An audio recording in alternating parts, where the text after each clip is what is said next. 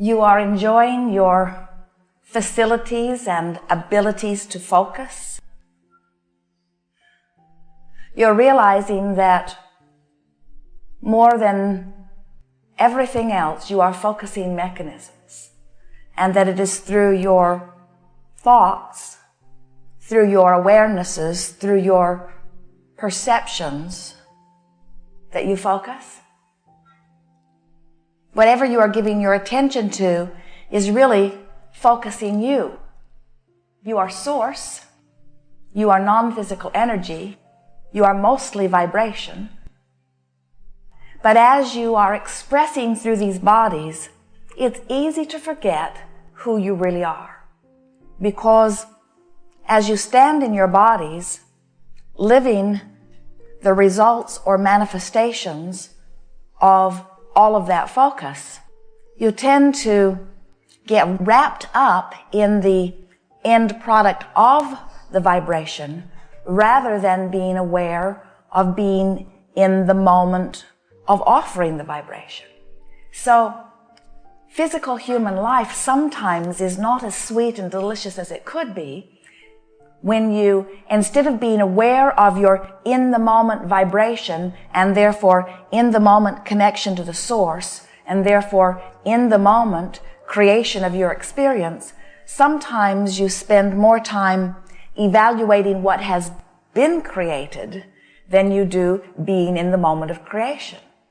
And we understand how that must be. As you are physically focused, you've been at it for a while, and there were those at it even before you got here. So there is this body of work that you were born into, environments and cultures and belief systems and houses and government structures and ideas and plans and processes of all nature surrounding you as you were born. And so it's natural that as you come forth, you would right away become an observer of what got there before you did. And there are so many others who are interested in acquainting you with what is already here that sometimes what happens is you become an observer of situations, conditions, objects, and in your observation of them, you become a now in the moment offerer of a vibration that is about the same thing.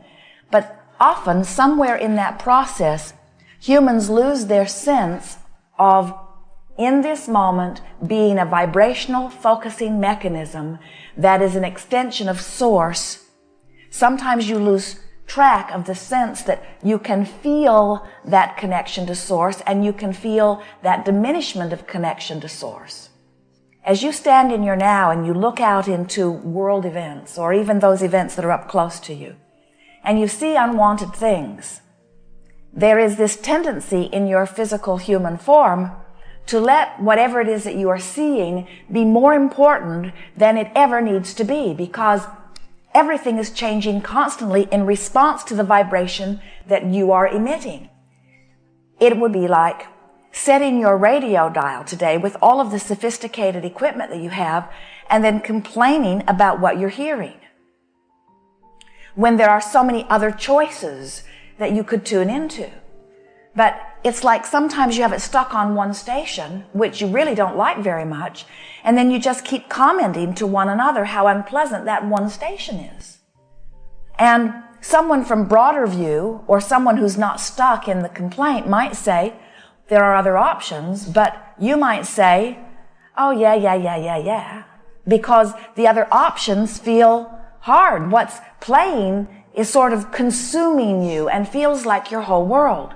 And we really want you to leave here today realizing that anything that's happening in your experience, whether it's a physical condition, even one of diagnosed illness that is dramatic and scary, or financial trouble, even if it is looming very large and very big, or relationship unsteadiness or discomfort, even if it is strong, we want you to leave here realizing that those things are only happening to you because you're stuck on a station that you could change so easily if you just would look at it in that way.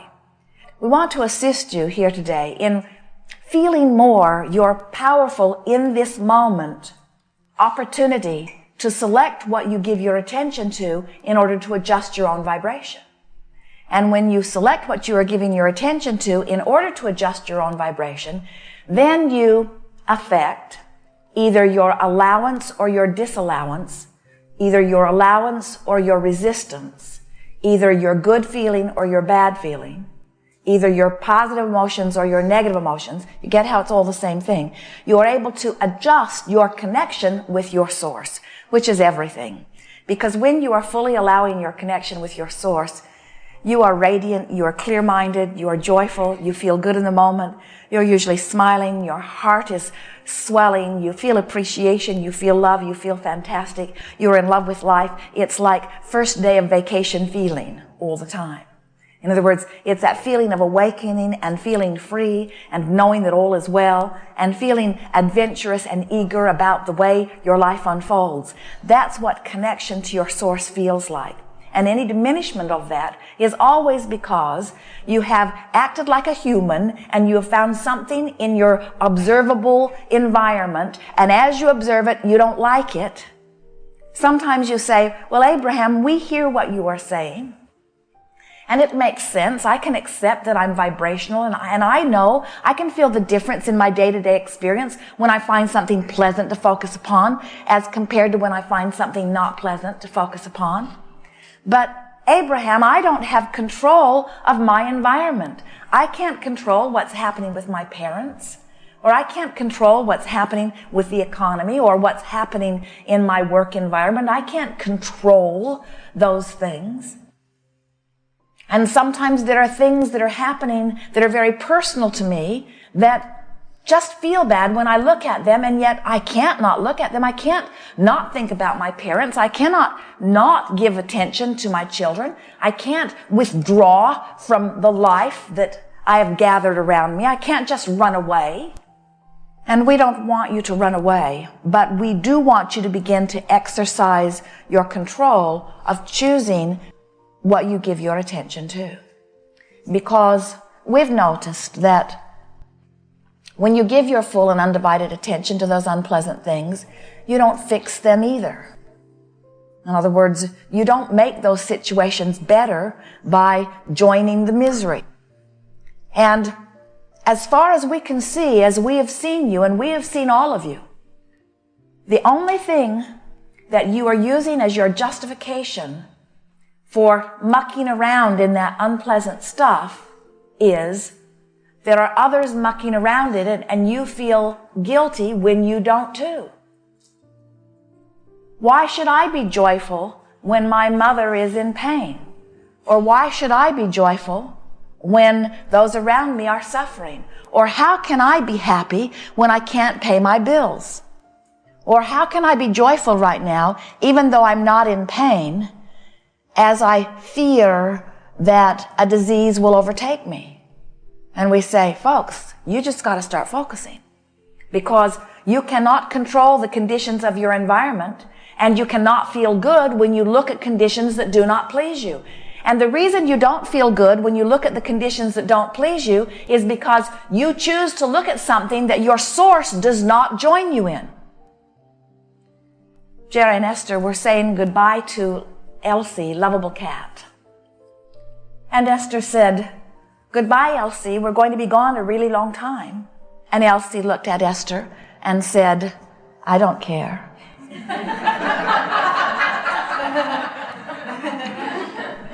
And Esther said, but Elsie, you're going to miss my sweet face. I'm not going to be petting you every day. I'm not going to be looking out for you. And so I'm going to be gone a really long time. And Elsie said, so long. Goodbye.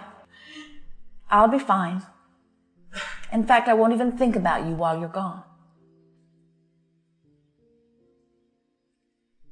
And something within Esther, while she adores this little cat, really would feel better if Elsie would miss her a little. Because isn't suffering in the absence of someone you love proof of love? We're really wanting to help you to feel the absurdity of that. even though it's rampant in your society, we're wanting you to want so much for your own personal joy that you can be as selfish as your cat. Your cat who may focus upon you in the moment or may not, but we promise you she will do whatever is best for her. And where humans got the idea that their own individual personal suffering was in any way good for anybody else defies all laws of all universes that we have ever encountered. Feeling good is good and is your indication of your full connection to who you are. So we're wanting to help you to remember, to reorient you, almost to shock you into the awareness that every consciousness, which includes your full human form and even the cells in your body, every consciousness is and must continue to be selfishly oriented, because unless you are reaching for what is individually best for self,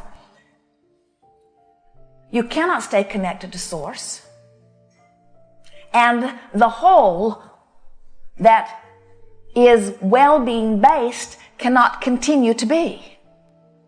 So finally you have to say, and really mean it, and then practice it, nothing is more important than that I feel good, because the way I feel is my indication of my connection to Source. Nothing is more important than that I feel good. And everything else is irrelevant. Now, we know that's a big step and you're not going to make it all at once, but we want what's happening in your body right now to be irrelevant. We want what's happening in your mind to be the most important thing. We want the way you feel about your thoughts to be more important than what you think about what is. Because when you're looking around at what is, there's a whole lot that isn't as you want it to be, but as you objectively and fairly contemplate all that is, then you clutter up your vibration, jeopardize your connection to your Source, don't feel so good, and then blame whatever it was.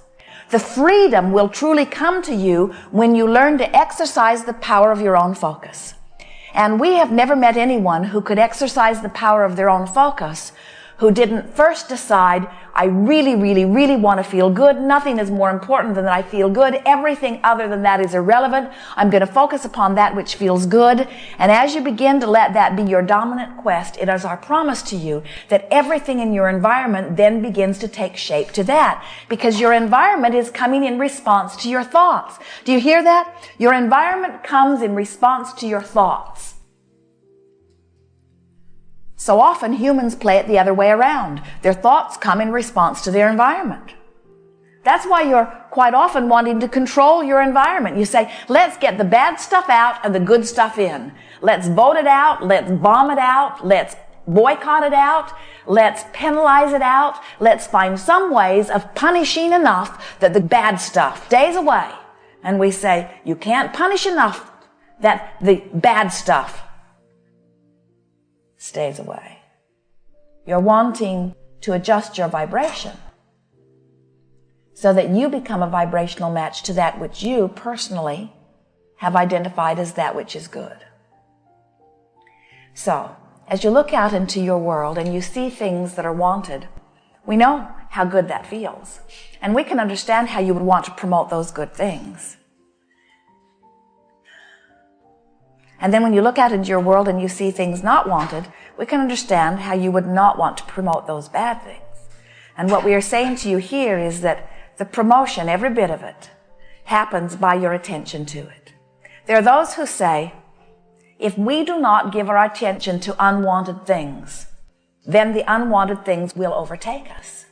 And we say, when you give your attention to unwanted things, more unwanted things come. It is only by giving your attention to wanted things that you activate that vibration within you.